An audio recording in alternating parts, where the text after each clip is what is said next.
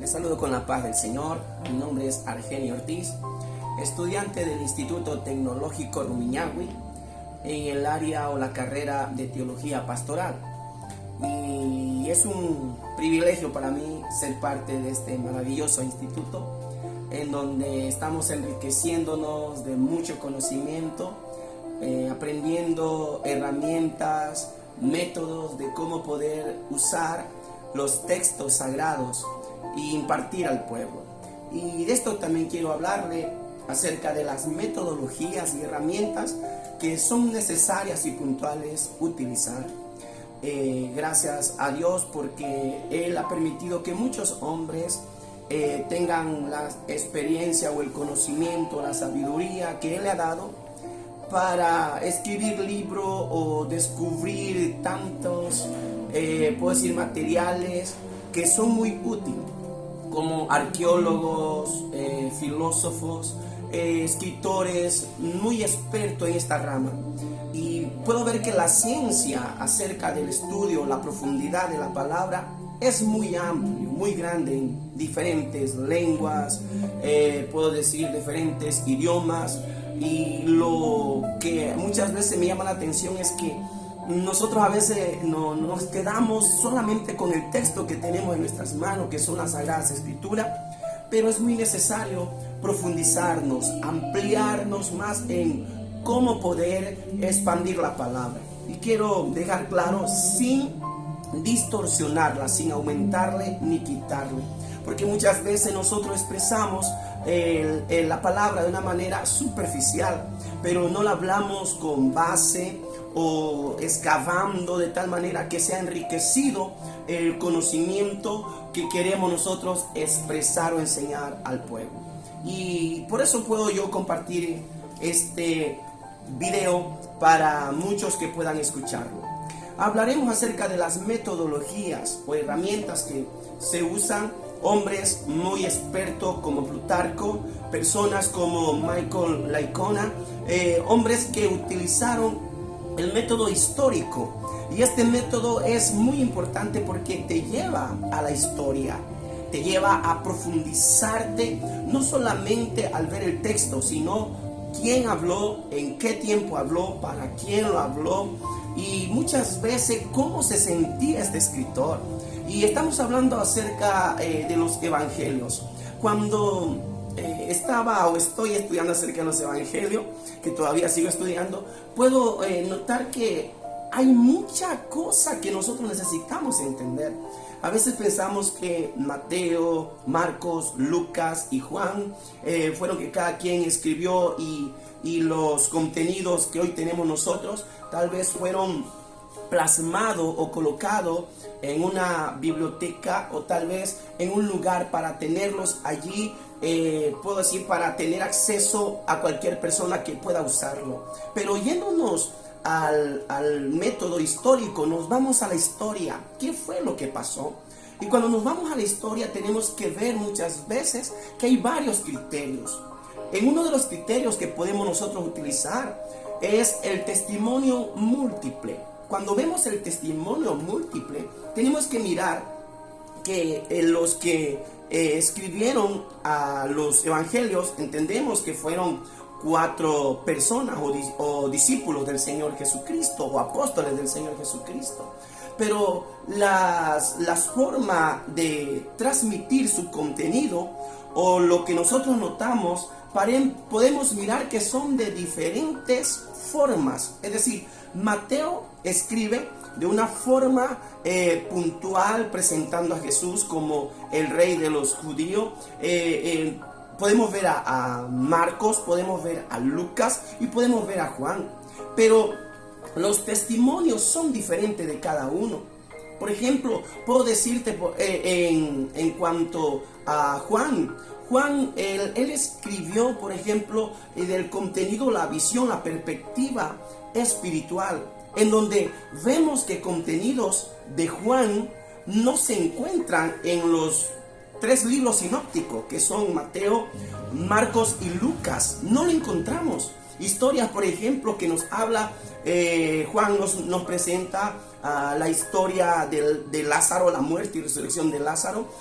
Nos cuenta Juan acerca de la historia de la mujer samaritana, el encuentro que tuvo Jesús, pero no lo vemos en los libros sinópticos. Entonces, la perspectiva o el contenido o las fuentes que estos hombres o escritores nos presentan son diferentes. Por eso digo que son testimonios múltiples. Es decir, no es que los cuatro se sentaron y escribieron.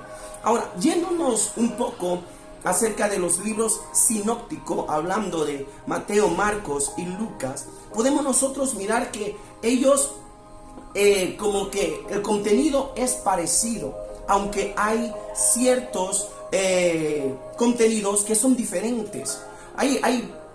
Puedo decir, partes escritas que no son similares. Tal vez por ejemplo, podemos ver acerca de cómo Mateo presenta a él mismo como Mateo. En cambio, vemos a Marcos, Lucas, lo presenta al publicano como Leví. Entonces, pero la historia es la misma, a veces con diferentes nombres. Hay historias, como lo digo, que sí están en los tres combinados. Y a veces, aquí quiero decir algo más, y a veces hay historias que están en los cuatro evangelios. Pero hay una diferencia tremenda, es decir, el contenido o la fuente que ellos nos proveen son diferentes, por eso es múltiple.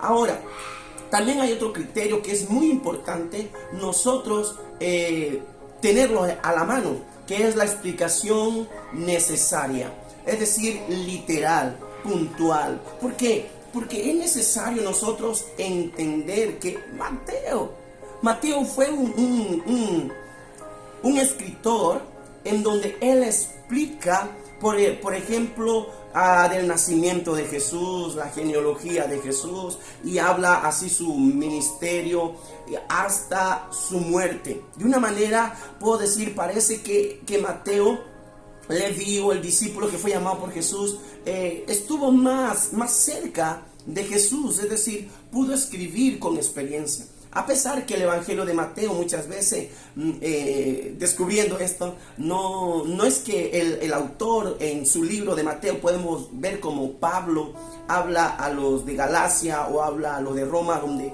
él mismo se coloca como el autor, Pablo a la iglesia de Roma. Pero acá Mateo no lo vemos.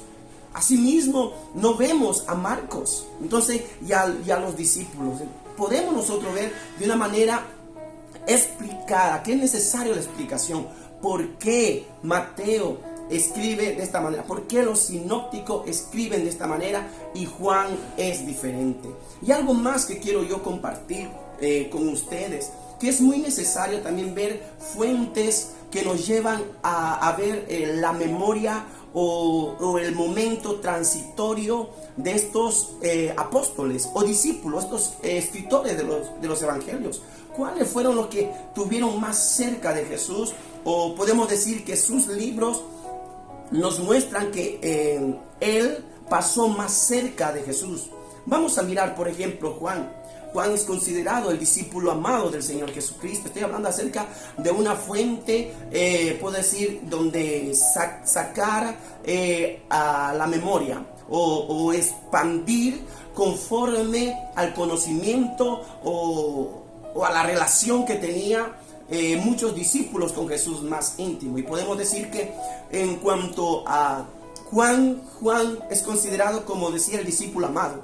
Y muchos comentaristas dicen que el discípulo amado le quieren atribuir a Lázaro, porque Lázaro en Juan capítulo 11, ahí nos habla cuando Jesús lloró, dice porque le amaba mucho, y otros dicen que pueda que sea Lázaro, pero el contenido nos lleva en Juan, que capítulo 21 nos habla, dice así, versículo 24, este es el discípulo que da testimonio de estas cosas, y escribió estas cosas, sabemos que su testimonio es verdadero.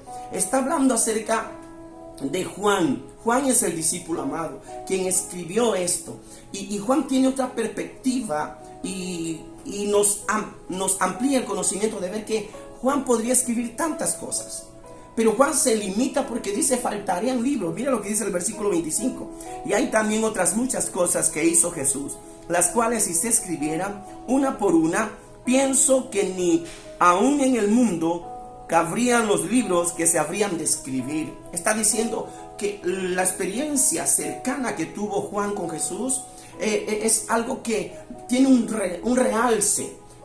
Hablando acerca de que quién escribió el primero o la fuente primitiva o primaria, posiblemente sea Juan. Otros dicen posiblemente Mateo, pero otros dicen posiblemente Marcos, y fuentes también que dicen que sea Lucas. Pero nosotros no podemos pararnos en un punto de decir fue Mateo, fue Marcos, fue Lucas. Lo que nosotros podemos pararnos es que estos hombres escribieron acerca de Jesús, que están plasmados estos escritos para abrir nuestro conocimiento de que estos hombres caminaron con Jesús. Juan es uno. El segundo que caminó con Jesús es Mateo, llamado Leví, el que fue llamado. Otro hombre también que, puedo decir, tuvo una cercanía con el Maestro, con su Salvador. De tal manera que las excavaciones de los evangelios los escritos, muchos arqueólogos o muchos filósofos tratan de colocar que los evangelios son muy puntuales, muy necesarios para el mundo entero. ¿Por qué? Porque habla de la vida de Jesús. Nos habla de nuestro Salvador, nuestro Señor Jesucristo. En cuanto vemos otro testimonio, que son los testimonios que asistieron. Por ejemplo, Lucas expresa, dice que él fue, investigó, averiguó, quizás averiguó de Juan, quizás averiguó de Mateo, quizás averiguó de Marcos, quizás averiguó de muchos hombres, otros discípulos o mujeres que caminaron con el Señor Jesús. Pero fue un escritor del Evangelio del mismo, que es considerado el médico amado, en donde él examina todo, ve todo y escribe un poquito más detallada acerca de la niñez, la adolescencia y la juventud del Señor Jesucristo, que no lo encontramos en los otros evangelios. Cada uno vieron su manera de presentar la vida de Jesús. Pero esto, ¿cuál nos lleva a ver esto? Es el método histórico. Como lo dije antes, fue usado por Plutarco, fue usado por Michael Licona, y durante el proceso de este estudio yo puedo, en la tarea que hice anterior, puedo ver a Michael Licona presentando herramientas necesarias para poder nosotros usar las escrituras de una manera correcta. Michael Licona es un hombre muy especialista en la materia, donde usa el método también histórico, donde presenta a Jesús como Jesús el histórico, Jesucristo histórico, el hombre que vino a salvar la humanidad. Michael Licona, por ejemplo, nos habla acerca de 8 herramientas necesarias. Por ejemplo, una de ellas es la transferencia, otra de ellas es el desplazamiento, otra de ellas es la conflación, y puedo hablarte de las otras, comprensión, puedo hablarte de lo que se destaca, puedo hablarte acerca de la aplicación, de la simplificación, puedo hablarte del paráfrasis. Pero de todas estas 8, la herramienta que veo más puntual de que presentó Michael Licona es la herramienta aplicación de detalles narrativos. ¿Por qué? Porque eso te lleva a narrar o a ver la historia misma. Y esto yo quiero compartir para ustedes. No debemos de conformarnos de solamente ser de aquellos que leemos la palabra, sino estudiar la palabra, profundizarnos, irnos a la historia, en dónde pasó, qué pasó, cómo ocurrió, para quién escribió. Imaginemos que muchas veces Mateo llega un comentarista que dice que posiblemente fue escrito en hebreo, pasado al griego, y hay tantos comentarios muy necesarios que necesitamos nosotros aclarar.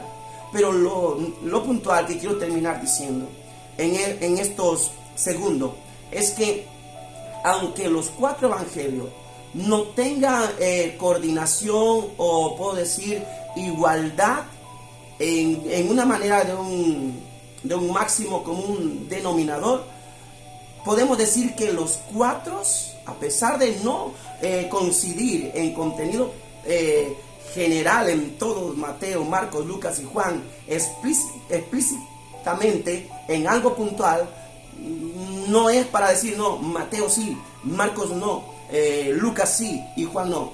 Lo que nosotros tenemos que ver es que los cuatro, de su manera de ver, desde su punto de vista, nos hablaron de la historia de Jesús. Que eso es lo más importante, que Jesús es el Hijo de Dios. Y en el versículo capítulo 20 de Juan, versículo 30 dice: hizo además Jesús muchas otras señales en presencia de sus discípulos, las cuales no están escritas en este libro, pero estas se han escrito para que creáis que Jesús es el Cristo, el Hijo de Dios, para que creyendo tengáis vida en su nombre. Este es el punto. Miren, lo que tenemos, gracias a Dios, tenemos esta herramienta, la Biblia, y mucho contenido en literatura, tenemos contenido hoy en día en las redes sociales, los medios de comunicación, y muchos predicadores que nos enriquecen el conocimiento.